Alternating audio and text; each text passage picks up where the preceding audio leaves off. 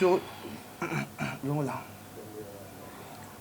Fact News pour mobembo ya mokonzi ya mboka oyo ekolo Belgique motuya ya masolo biso ya mokolo mwa lelo e penza bato mingi bakoloba ete opération bato mingi bakoloba ete likambo ya RNI bato bakoloba ete likambo ya motema solo penza sortie privé ya mokonzi ya mboka esengeli te e ala commenter to kobwaka penza makambo mingi pa ministre ya communication et puis porte-parole ya gouvernement oyo penza donc oui baté mosa moyen penza ko communiquer ezo koma penza na esika esengeli motu ya masomo ko bato ko sope su penza me matali tournée ya Marie-Olive Lembe Kabila na ngambo ya Kalemi kuna na ituka ya Tanganyika pela moko tout blanc to révélation na etali bongo procès plutôt ya Floribert Chebeya elongo na Fidèle Bazana bandi ya Panthère Info mbote bo s'abonner massivement bisque biso bokamata mi penza to lingi bino makasi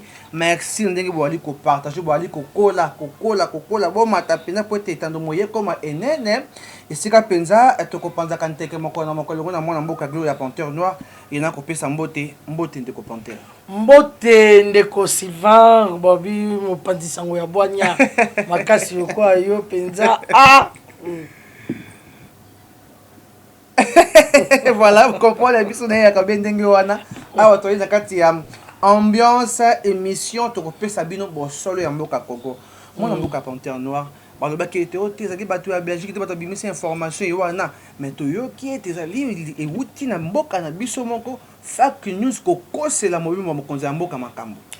En tout cas na rotombela bolandi bolamu na émission na biso na bande ko baso to bakolandaka Panthère Info TV pe na ko belelaka ba na ko s'abonner massivement ko yeba na ko partager émission tango to ko saka émission ko partager na ntina ya ko panza nsango o ko lekana mboka na biso pamba te so ko partager te o ko bomba sango to pa information pour na yo moko tout à fait o sengeli kongomani nyonso tout azwa yango ndeko petango ko zwa yango o s'abonner o partager pe na répertoire na bandeko oyo bakongomani surtout oyo yebi e kozala malamu mingi merci beaucoup ndeko Sylvain mopandisango abwanya oyebi ndeko Sylvain eloko to bengi fake news en anglais donc biso balinga to benga osangwa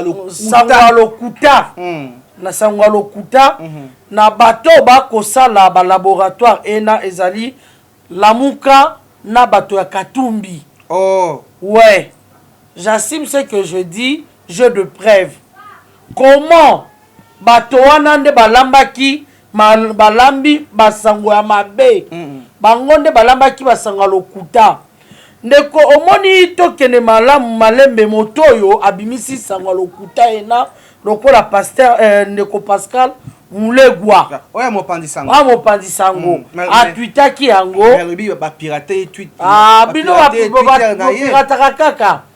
pirata kaka après avoir koloba après comme ba pirate ndeko Pascal Mulegwa tango balobi yango Pascal Mulegwa sali na nani pas information lolenge aboye balamba yango po ba euti wapi azali moninga ya Patrick Muyaya oyo azali ministre ya information porte-parole ya gouvernement metango na pa ka mopandi sango toko koba ndeko tika na panzani teke mama tokende ndeko Pascal Mulegwa azali moninga ya ami ya Patrick Muyaya Patrick Muyaya asaka boni ye aza kwa meme alobaka te apanzaka sango te akobatama akobombama ye soki sango ye d'abord les gens devraient savoir nous devons savoir qui est Muyaya azali moko ya baike o bazali na lamuka te ya na palu mais palu kasi te palu toboyi te palu ezali mon musique to mutabimisa iti palu el Tshisekedi ezali palu el lamuka pe ezali yazali na el Tshisekedi te yazali na LFCC pe ezali yazali na LFCC OK okolanda palu LFCC na ndenge nini Patrick Muyaya azaka attaché de presse ya Adolphe Muzitu à l'époque azaka Mopanzi Sango simple Mopanzi Sango aka attaché de presse ya Adolphe Muzitu tant Adolphe Muzitu akomi premier ministre Patrick Muyaya ayeko koma beau-fils ya Adolphe Muzitu au Hollanda abali mwana ya Muzitu après avoir kobala mwana ya Muzitu ayeko koma député wana tata bokilo ako pistonaka ye na tina intérêt ya mwana na ye ta mwasi esili te tata bokilo bibe yo so koti famille tika to tombola yo yo ndena mso ko gérer ba bien na ngai okendo boso okende exactement ayeko komisa ye député afuli ye abimisi ye député na palu wana Adolphe Muzitu na palu elongo azaki député na palu tango Muzitu babeba ni na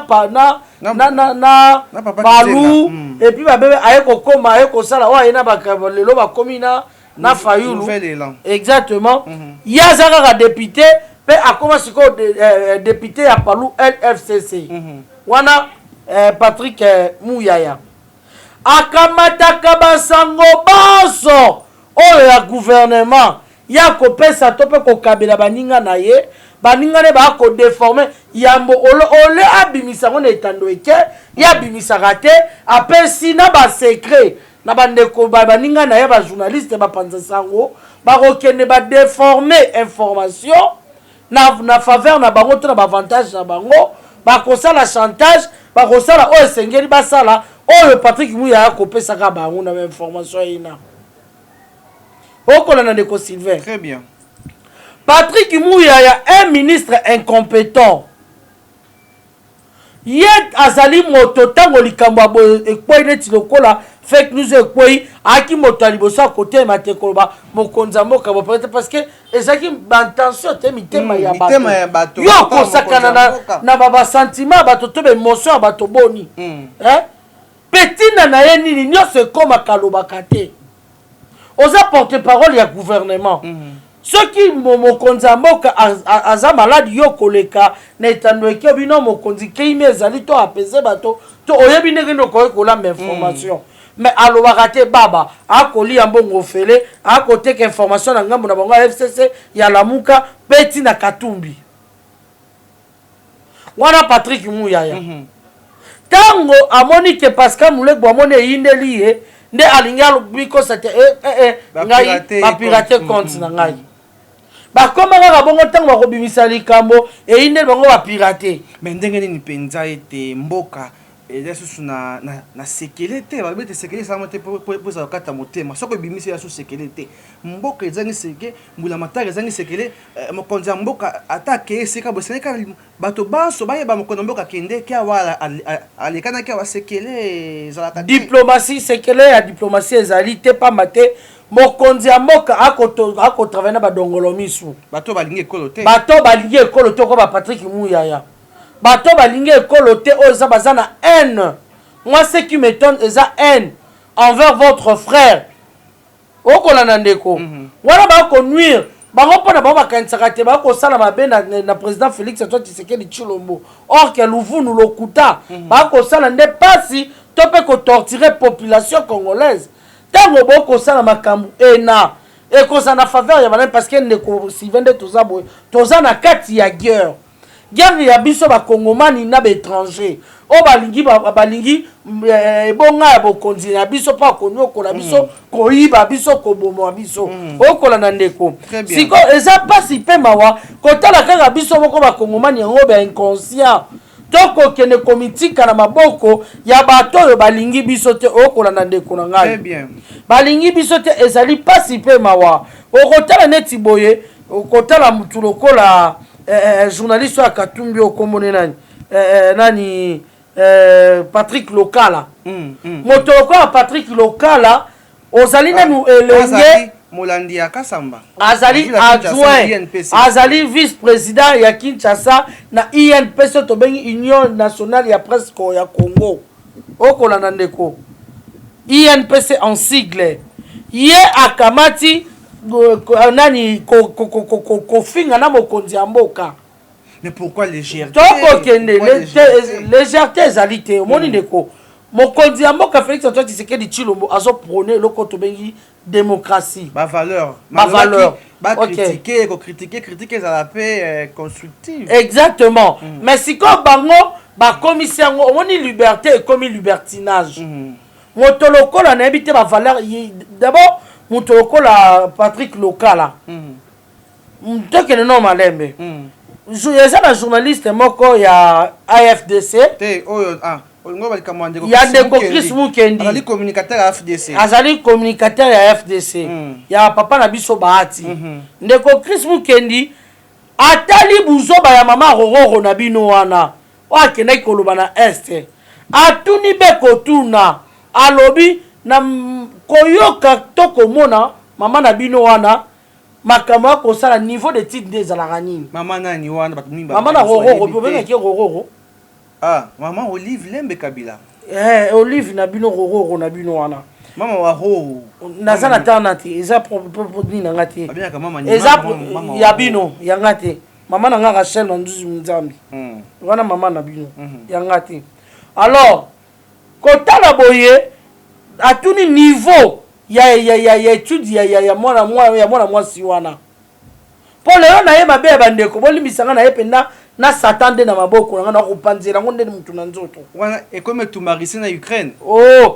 etumbangana ngana yeka na Satan nde na beta ngo mutu na nzoto na ye penda na Satan nde na kopanzela ngo nde mutu na nzoto ko baba vire leki nteke lelo na kopanza na Satan nde na maboko na ngana na ko lancer yango ko jwa yango apanzani kala mingi te nazo panza nazo beta misile na nga wana to like to cha ba like be to partager émission vraiment ekozala sengo mingi voilà. Alors ndeko tangu ndeko Chris Mukenza tuni niveau ya étude na ye koyoka mtoko Patrick Lokala baono sekiri moko adjoint ya Jean-Marie Kasama na bia INPC ndeko na ngai ezali association ya bato ya Kabila oto ya ba journaliste ezali sangisi ba panitsango nyonso tu mais kokabo kotala na ko comprendre eza ko tulikambo ya ko comprendre te para kotali sabino ke na ngonga oyo Lamuka Katumbi na na Kandambe ba ko travailler ensemble na collaboration ce qui likamedui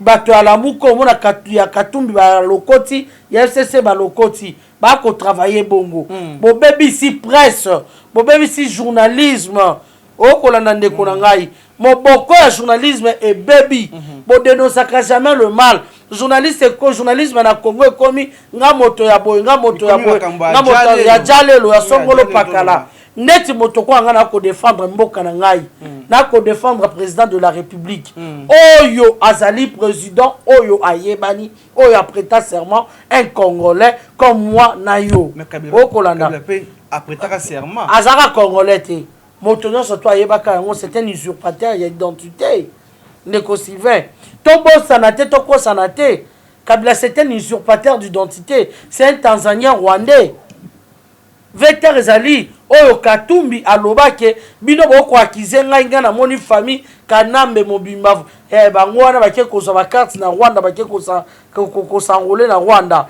bolobi na bonte bokoloba kaka na ngai dotia yango po batu batala bandima. Moi, j'avais ma carte d'Isaïr, la carte verte avec flambeau, j'étais en train même de la regarder aujourd'hui. Mais les gens qui étaient en Tanzanie, ils sont rentrés avec quelle pièce d'identité? Moi, je me pose la question. Qu'on puisse me dire, le président Kabila, quand il est venu de la Tanzanie, il avait un passeport zaïrois à l'époque. Qu'on me montre ce passeport-là. Sa famille aussi. Mais on l'a vu dans Bloomberg il n'y a pas longtemps. Bloomberg a sorti le numéro de passeport tanzanien de membres de la famille du président Kabila. C'est ce que je suis en train de dire. Katumbi étranger a quoi kize bango ngai te mutuna lobi yango okolanda biso surtout toyebi ke Hippolyte Kanambe Kazemire c'est un étranger, c'est un Rwandais tanzanien qui n'est même pas un Congolais. Oyo abomi Congo, oyo abomi na ba Congolais, a marginalisé biso, abomi si biso, a teki biloko na biso, pe ayibi biloko na biso, ndeko na ngai.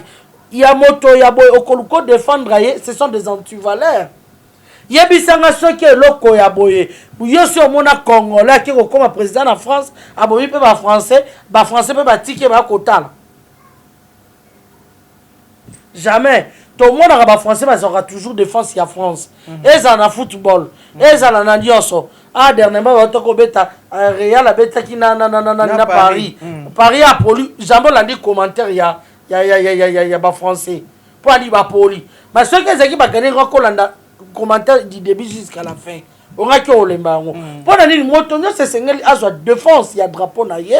Motonyo c'est sengeli azwa défense il y a Paris il y a pays na ye, azwa défense il y a président na ye, azwa défense il y a ye moko okolanda. Ce sont des valeurs.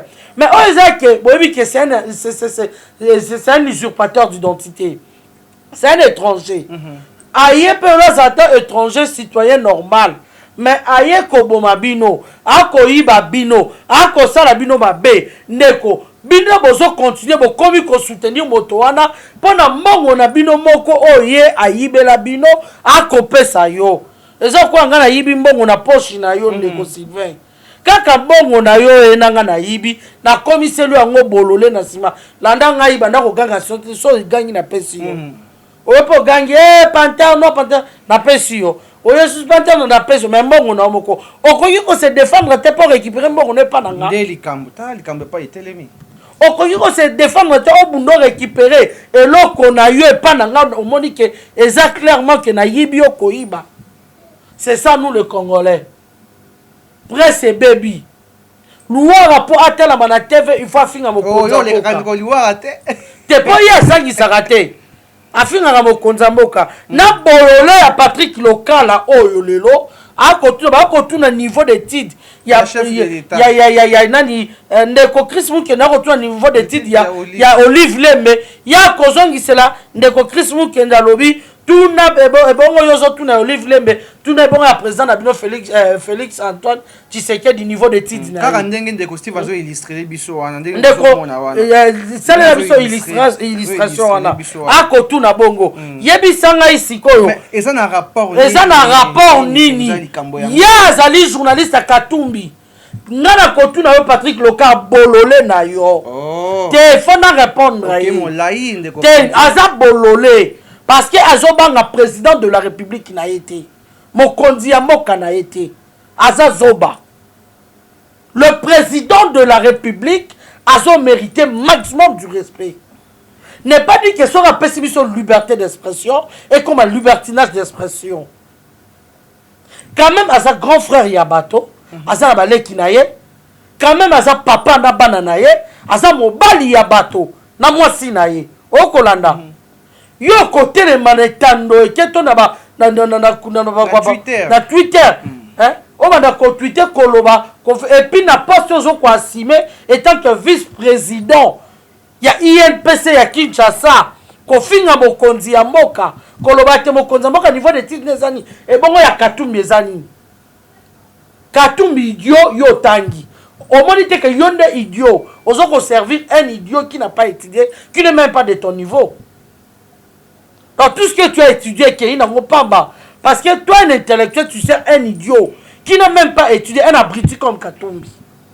Nayebi ke Maman Katika Bedi Olingarato lo babongo te mezabo solo. Tango ya kofinga niveau d'étude ya président de la République. Tokanga monoko tokanga maboko to kwaze to répondre été et pas nanga reçoit réponse. O beti na beti. Dans na kotika te biso babongo ba moninga bo wombe bo. Donc beti nga na beti ya makasi. Donc le lana ye na bina ye na s'attendait. O akosakana za na ngona nzoto na ye. N'a s'attendre parce que trop c'est trop de konanga. OK, c'est nézamo makasi ndenge ni balo balikambo ya mama Olive ya kokoti sa mokonzi ya mboka. Akolokoti kolata mokonzi ya mboka. Moto AFDC pour azali kobati parce que azali moto ndeko bati azali na kati ya AFDC ndeko bati. Te moto azali ndeko na AFDC bati azali ndeko Chris Muke lobby niveau d'étude ya Olive Lembe. Ndena lobby siko. ndenga nini elongwe olie a comparer ngata na ndeko ata comparer na ndeko Bahati te ake na chef de l'état nanga ko tuna bokeseni wana likanisi wana oko yona lobisi un idiot ko fana peme na idiot okokoma zoba balobaka lilala mabe ebebisaka toujours ya malamu okolanda ofani peme na un idiot qui n'a pas étudié qui n'a même pas de notions pour naie même si insulter le président de la République et ça de l'autre côté okolanda ndeko. Or ce sont des anti-valeurs. Un intellectuel d'après a conquis jamais ce qu'on finit na chambre na yo na miso mwasi na yo to na ndako na salon na miso bana na yo mais jamais ko bima nango na réseaux sociaux ça monde entier bazo kolanda na place publique ou étalé ngo ozo ko finga mokonzi ya mboka oza idiot. Pourquoi comme idiot Patrick Lokala? Parce que alani mokonzi na ye Katumbi idiot qui n'a pas étudié azu buzo bana atie na moto azu ba vabanti valeur ya président na Katumbi atie na moto okolanda ndeko Sylvain. Il fallait comparer niveau d'abord niveau ya président de la République azali na double fonction toye bakayango te. C'est un chef de l'État et puis c'est un président de la République. Il y a une différence. Le chef qui décide, qui prend le décide de tout, il prend ma responsabilité, tout. Mais tant que président, et tant que nanani, c'est lui qui a coordonné, le gouvernement, etc. Donc deux fonctions à Zanango. Il faut maximum du respect. Il y a là, monsieur, comme un SIKA. Il y a local. Peut-être d'abord, peut-être famille, la présidence. Et ça, grâce à Ngolo, et puis ça mène motonio sur tout. Il faut tant qu'on a mandimi yango, yo po fondi ma motoana, po tombwama. Yango kozala kara mokila, ya Katumbi, ya étranger, les inconscients, il y a le Patrick Lokala. Et puis, à ça, j'en profite d'annoncer, il y a des inconscients, ils sont congolais. On va soutenir les étrangers. Bon, il y a des bons étrangers bolés. Cette fois-ci, tu peux se laisser faire. Le Congo d'hier n'est pas le Congo d'aujourd'hui. Bon, ça n'a rien noté. Congo, c'est qui a lobby, kuna, et ça, Congo, il y a les lotés. On l'a comeka. Tu peux s'affronter entre nous pour vous faire voir que le Congo appartient aux Congolais et non aux étrangers. Très bien. Katumbi, si vous rêvez, azo tchabino bakubo kozang esika kokima. Parce que nous les Congolais te permettra qu'à jamais, en aucun jour, un autre étranger aya kofanda lisusu ne bonga ya mboka na biso to azana mokonzi ya mboka na biso jamais ekolekate. Mais tant que bako lebete ndeko Katumbi rectifier ndeko Katumbi te. Katumbi c'est un étranger, ce n'est pas ton président ensemble Moïse Katumbi bato bako lebete penza azali na bilembo. Oh, peut-être que tu as akolika na mapono. Monsieur Toki na 2023, ce qui m'a pronommé en 2025, elembo akoleke zali. Na lobi akoleka elembo na ndenge nini? Akosoma bato. Ale kama mokonzi mboka. Mokonzi mboka bandani. Na Zambie c'est normal. Na Congo, au moins ngai na Hollande ndeko safu to Hollande ndeko Kalombo bani pende ko mokiba. Na lobi na yo ce sont de mendiants. Les trois là, c'est les trois moustiquaires sont des mendiants. Les trois qui? Moustiquaires. OK. Sont des mendiants. Donc pour survivre à leur fin, il faut passer la Katumbi dialelo. Okoka. Il faut passer la Katumbi dialelo. On dit, dis-moi qui tu fréquentes, je te dirai qui tu es. Katumbi, le rosa aliena Kanambe. Nakoka Mouamaki Mkebai. Akangami à côté de Boloko et Bélé, pas à côté de Kanambe. Le loboé. Yewana Kokumi Sakatumbi, Oyo Azali. Ko travailler na Kanambe ba komi liboke moko o soni to sonité à perdre honneur naïe et pas dans un Keba Zakif donc à féliciter un point jamais vu na mona qui est un véritable patriote mais le lobo désolé que ça fou diamba ateka bo moto likola mbongo na diamba n'en parlons pas. Oui bien, il faut passer la paix réforme. Il y a un faut bouger la constitution à biso. Bah point au Sengeli n'intérêt top et avantage à la population. Pour faire la politique, il faut avoir des moyens.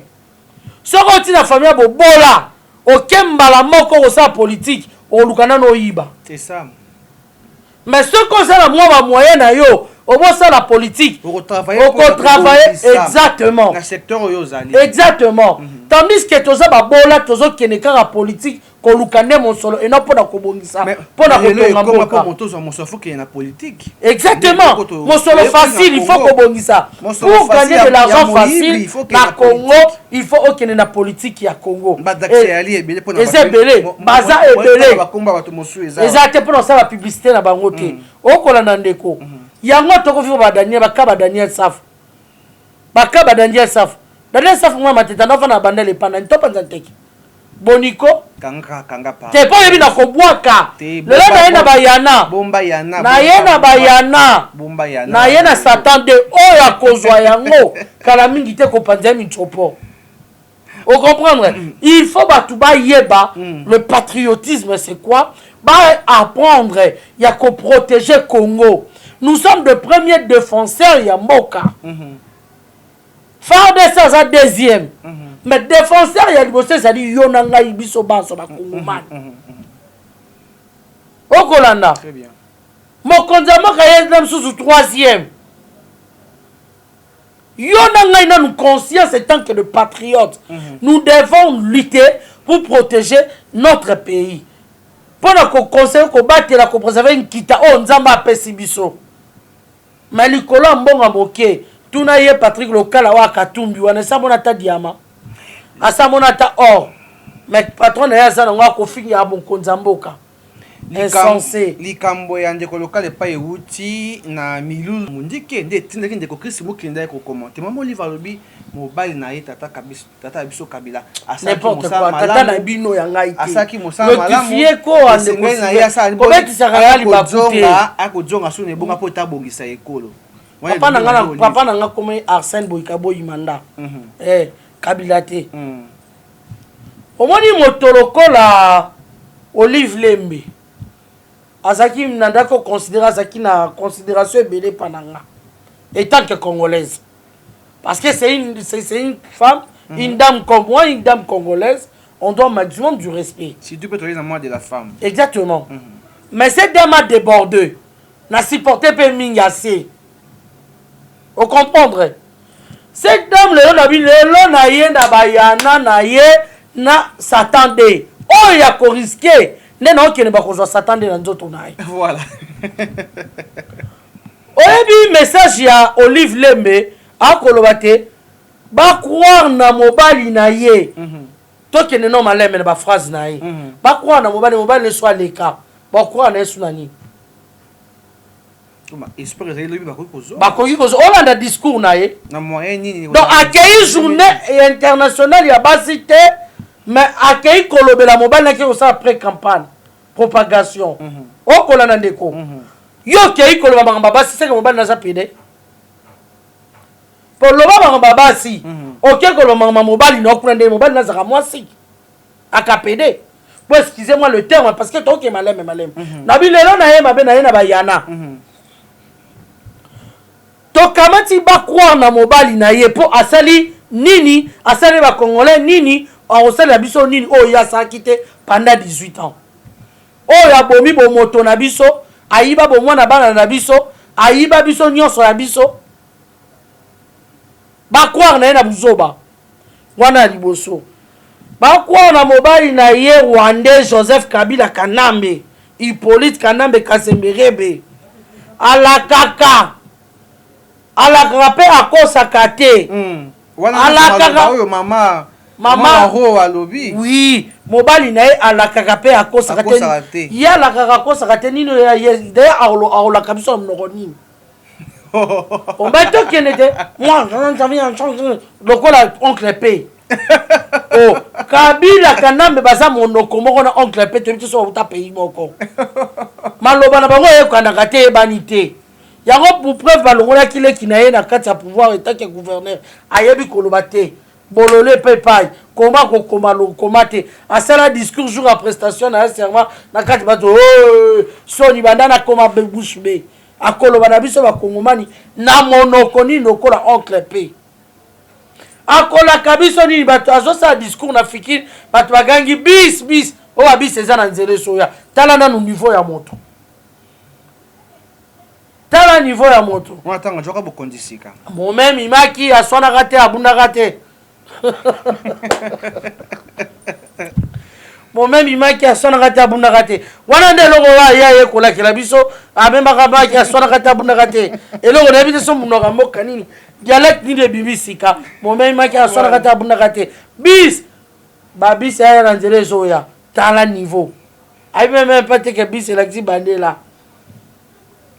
si akolaka biso na monoko nini oncle P okolanda oncle P politique nambe kazembere be monoko nini oyo olobaka mpo olaka biso kokisa nini yo kokisa a part liwa oyo kokisa opesa biso esprit de mort oyo kokisa opesa biso bacongolais oncle P kanambe politique kazembere be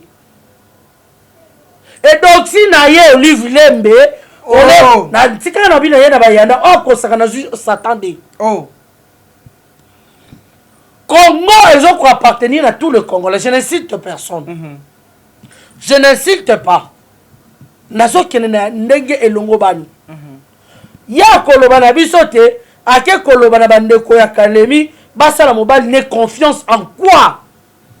Ako senga basala sous confiance. Ba croire na ye, basala ye confiance. Moi que ça pèse de mots na croire et la confiance. Ça veut dire quoi? Exactement. Exactement. Cette dame, il faut pas kangaye bazongi ça ici. Attends, moi, je suis attends, moi, étant que titre en ligne. On est comme dictature. Attends, moi, le temps que qui a ça la campagne ou ana. Non. Comme dictature. Non, mais tout ça, attends, il y a propagande. Ceux qui battent mon beko, pour na bino mon beko, et ça pour na ba pauvre batombo ba sousou, batombo quoi ba roro, on a bino na mon beko rosabonté. Oh moi, à ce que je sache, c'est comment instruire l'école, nul ne décide de la loi. Ye azanani po na minute oyo, akene kosala ba pré-campagne. Tandis que ayebi campagne bientôt campagne kosalama, ya ba gouverneur. Quand il était élection de gouverneur, ils ont fait na Tanganyika. Na bituka misusu, il y a quelque chose la pré-campagne. À quelque chose déjà propagande. Okolanda ndeko. Donc faut pas stopper cette dame à virus. Attends, azo kolia malembe bato oui. Il afanda so kia kolia mbongo égal alia. So kolia mbongo ba yibi na mobali de balia. Mbongo basala ki? Basali te po ba yibi. Yes, ça la na Congo pas à la égal. Son salaire n'est pas combien pour le loi son salaire à fond légal wana. À ça la société nim. Même s'il était un député, Asaki, elle était un député, Asaki est une députée. Salaire n'est pas combien? Même si Asaki ministre le loi fond égal wana.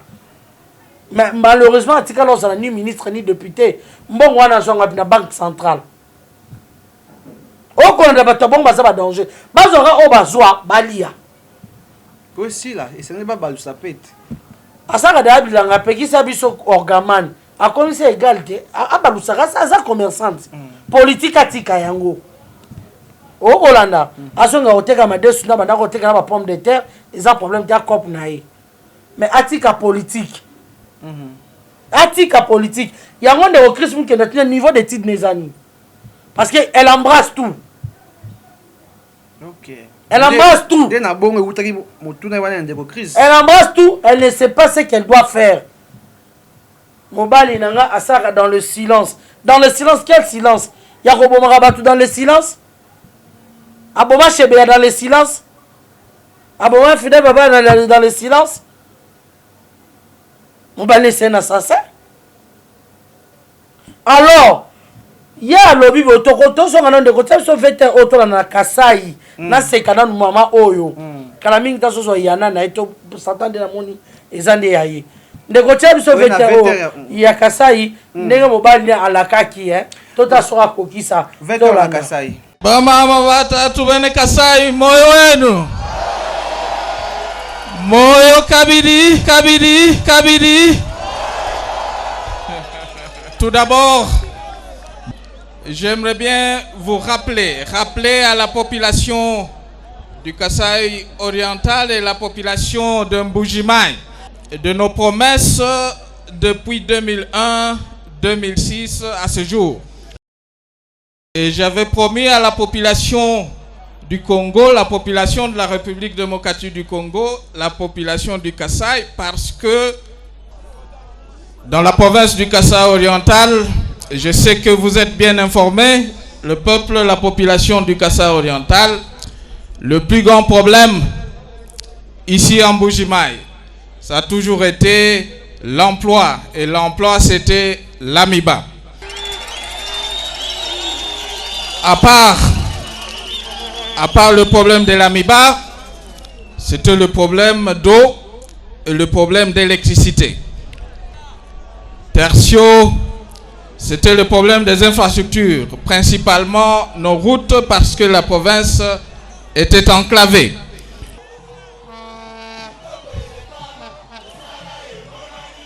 J'aimerais bien vous informer que depuis un mois, on a déjà démarré les travaux de la construction du barrage de Katende. Et que dans 24 mois, 36 mois tout au plus, on aura le courant de Katende, 64 kV, ici dans la ville de Mbuji-Mayi pour les deux provinces. Province du Kasaï oriental et la province du Kasaï occidental. On a appuyé l'AMIBA et que cette action d'appui à l'AMIBA va se poursuivre jusqu'à la reprise totale de cette société. Et qu'il reste encore, je sais, je suis conscient qu'il reste encore plusieurs défis à relever. Je sais, je me répète, qu'il reste encore plusieurs défis à relever et dans plusieurs domaines, que ce soit dans le social, l'éducation, la santé et les infrastructures. Mais qu'il y a déjà des actions qui sont en cours pour relever ce défi.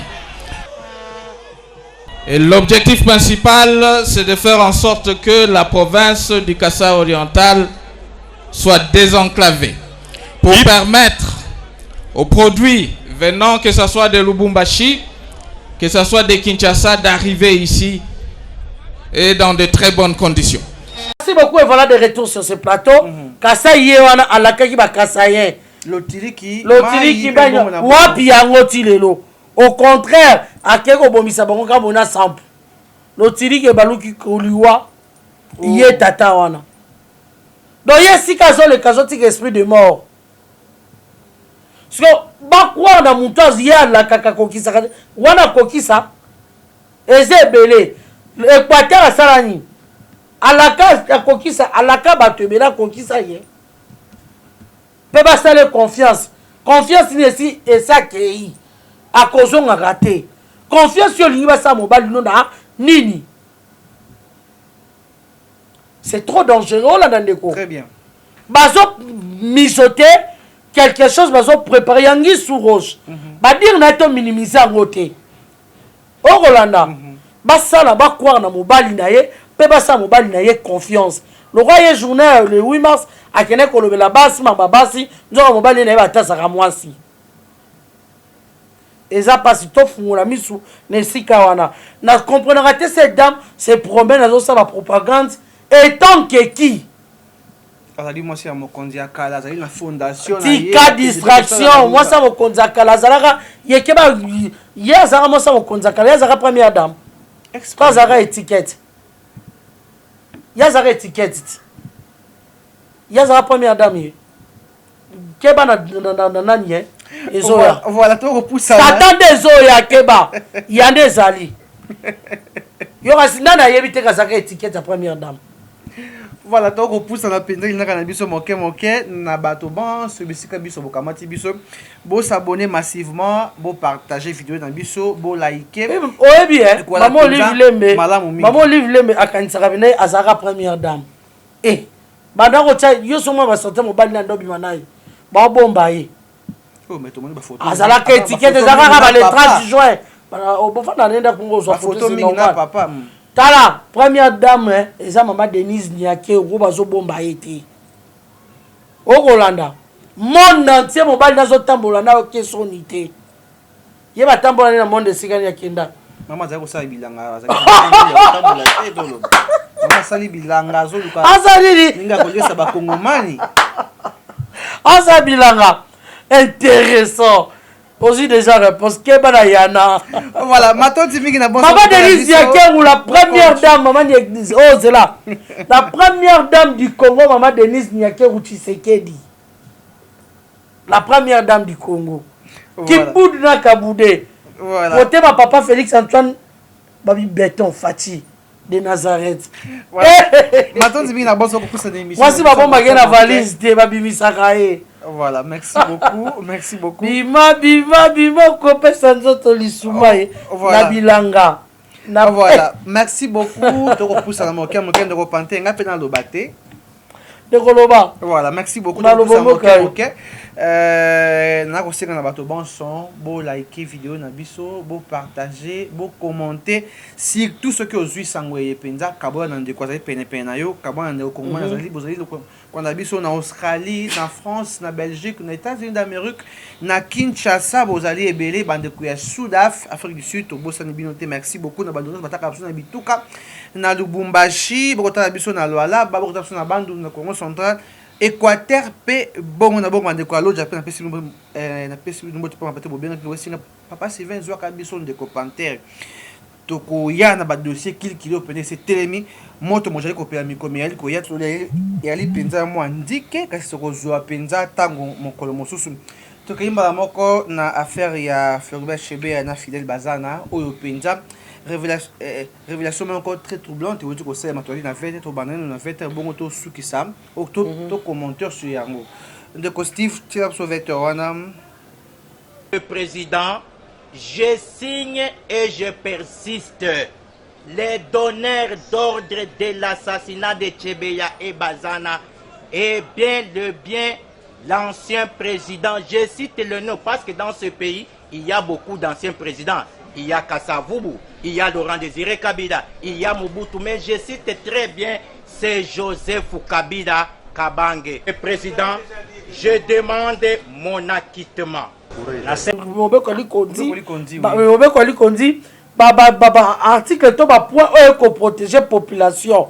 Oza na intérêt ya mboka. Lokola nani loi ya Noël tani ya Congolité. Faut le cas lokola la session le 15 mars. Le 15 mars, oui, il faut et les cas pour la protéger mboka, il faut ba loi o esengeli lokola ya batokwa kanambe bataki ko protéger kanambe basimba ka été fait quoi ya babilo kwana nyoso bo akanga kanambe. Okolanda. Nao bakabela kanambe $680,000. Yaya $680,000 par mois. Olali olamu ki osomi combien de bapangu? Au sala raté mozo soma ba mapangu en désordre. Ozo tonga en désordre. Pe kotikala. Mituka bono osoma to somi ata 10 e kotikala. Okosoma masu e kotikala. $680,000 eza peu de choses te. Mais il y a là la rasa que l'autre côté boni ba kongomani o ba ko sala sous le soleil, sous la pluie, na sueur na bango ba ko zwata $100 te. Ya ko zwa $680,000 o ya bomba pe bato pe un étranger. Okolanda, sentiment et koboma biso ba congolais. Sentiment et kobomisa biso e kobomela biso mboka. Sentiment ko sa te toka ba mboka. Yango na ko sa l'appel na tout le congolais. Oyo azali conscient. O azali de père et de mère. Et sengeli a lutter abunda pona mboka na etisuka. Omoni ba biloko ya boende kona ngai ezali pasi pe mawa.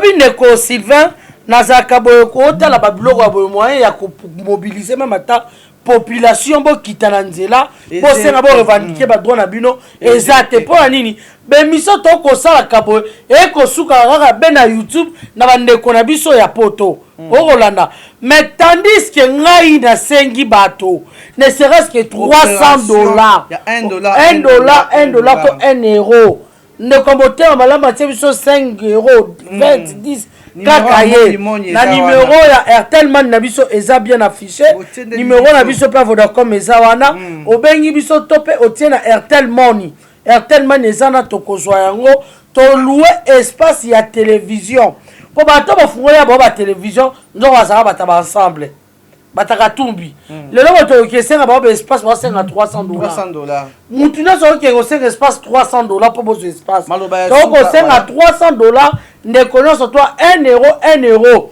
po tosaka baveille patriotique boye tozebele tokoleka na Kinshasa à tour de rôle bandeko bazebele bandeko René bashole Alvin pasteur Guy tozebele tosaka veille patriotique nango penza bandeko bozana motema malamu bo pesa biso ne serait-ce que espace ena pour permettre biso to panza nteke to panza sango na ba congolais oyo bazokosa bango ba congolais bele bazokosa bango pa mama na bino rororo na ba journaliste ko ba luara bazoko bebisa mitu ya bato.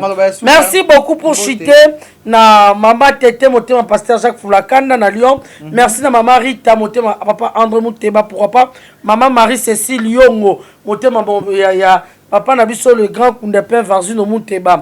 Merci beaucoup na maman Bibiane Ewale, maman Tsunamit na Londres, maman Odito, Mireille na kati ya France.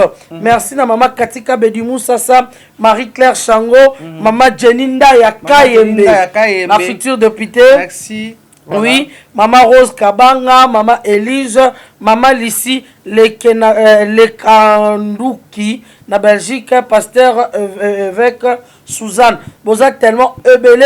Le grand maman Astrid Dalubasa, maman Nanga Chantal Moulou. Chantal Moulou Alphonsine.